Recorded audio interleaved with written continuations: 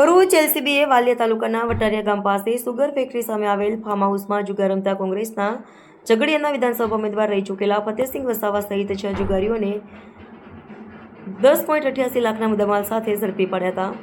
ભરૂચ એલસીબીના PSI R K Torani, head constable Chandrakant Patel, Dhananjaysinh Zala સહિતનો staff Valia તાલુકામાં પેટ્રોલિંગમાં હતો. તે દરમિયાન બાતમી મળી હતી કે વાલિયા તાલુકાના વટારિયા ગામ પાસે સુગર ફેક્ટરી સામે આવેલા ફતેહસિંહ વસાવા પોતાના ફાર્મ હાઉસમાંથી બહારથી માણસો બોલાવી જુગાર રમાડી રહ્યા છે. જેવી બાતમીના આધારે પોલીસે દરોડા પાડ્યા હતા.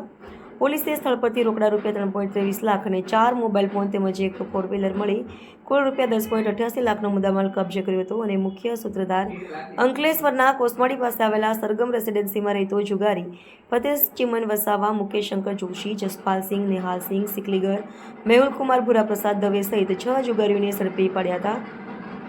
જ્યારે એક જુગારી ફરાર થઈ ગયો હતો. અત્રે ઉલ્લેખનીય છે કે મુખ્ય સૂત્રધાર ફતેહસિંહ વસાવા ઝઘડિયા વિધાનસભાની ચૂંટણીમાં કોંગ્રેસના ઉમેદવાર તરીકે પણ રહી ચૂક્યો છે. તો એસઆરપી ગ્રુપના રૂપનગરના પોલીસકર્મી પણ આ જુગારમાં ઝડપાયો.